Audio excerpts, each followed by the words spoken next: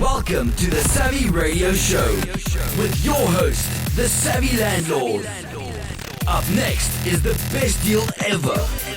On Fridays, check out all episodes on SavvyRadioShow.com. Okay, savvy investors out there, it's Fabulous Friday, best deal ever.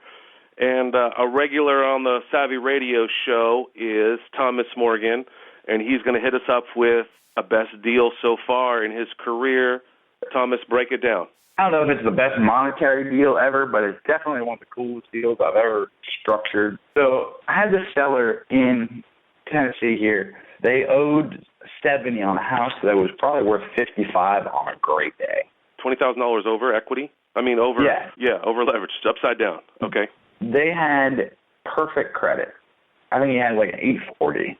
He low income, he was deathly afraid of a foreclosure. He was getting a divorce.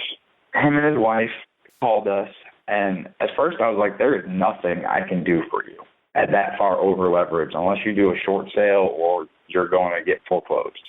But their payment was so cheap. They were on their payment, it would have cash flowed like $300 a month.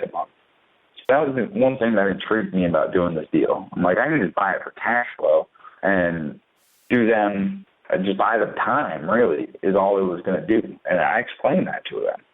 I didn't really want to do the deal. I had a partner on the deal who brought it to me, my friend Brandon, because he didn't know how to structure it.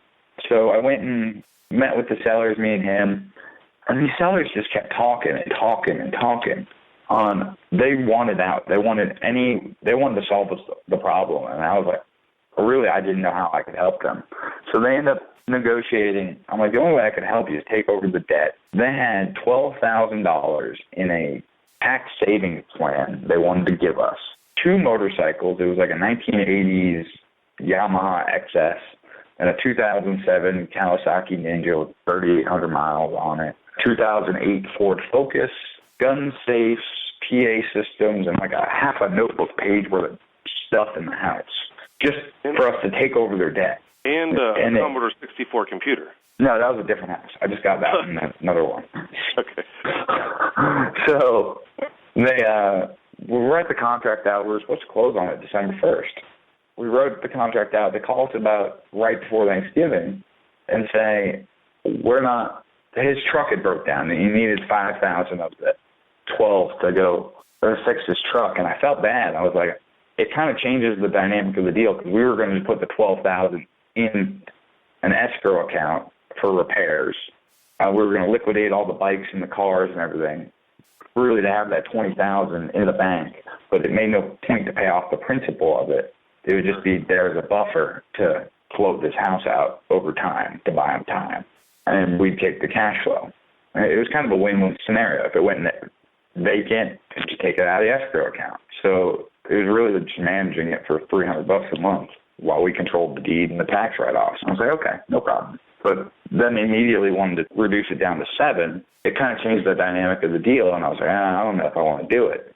And I'd already written the trust docs and sent it all up to the title company. And my partner Brandon says to them, well, we've already started all that because he knew I'd been working on it. I wrote up all the trusts and sent everything over there. He was trying to convince him to keep doing the deal because for some reason he just wanted to do it because it was so creative. So the girl keeps talking. She's like, well, how about we just give you the bikes and the boat to get it out? Oh, yeah, there was a Pelican 8 little bass boat with trolling motor and stuff they were going to give us too. She's like, well, how about we just give you the bikes and the boats for your time and compensation for the title company? Okay. So the deal busted, but you got the items for free? Yeah, they were reneging on the deal. They didn't want to do it because they weren't going to have the money. And I felt bad because it kind of changed the dynamic of the deal. I didn't want to take on someone else's problem and set me up to fail, but I wanted to help them out too. So she kept talking. She was like, well, how about we just give you the motorcycles and a boat? It was a little plastic John boat, like pontoon boat with a trolling motor. So we go down there. I called one of my friends. Brandon was out of town, and I went and picked up 2 motorcycles and a boat with my truck and trailer and gave me the titles and gave them a release of contract. And, yeah. So it is a best deal where, I mean, it wasn't too difficult to negotiate the deal, but it busted. You do the paperwork, forward it over to the title company, and what do you think you yield out of this effort? Oh, they gave us like $8,000 worth of stuff to get out of the deal. That's awesome. They just gave it to us. And we're thanking us the entire time. And I told them later on, I'm like, I might be able to master a lease option it from you for the cash flow. That way I'm not stuck with the liability if it goes wrong. But sure. And especially there's $20,000 upside down, and who knows what could happen in 5 years from now, you know, 3 years. All right. Well, there it is. It's a weird deal. Yeah, that's a great deal. It's a good story. Anyway, Thomas Morgan, Chattanooga, Tennessee, momentum of Chattanooga, buying, selling, hustling out there, grinding it out daily, up-and-comer. Thanks for your time, Thomas. You have a great day. Awesome. Thanks for listening to the Savvy Radio Show. Glide online and listen to our other motivating episodes at SavvyRadioShow.com. Connect on Twitter at LandlordBook and always be buying assets.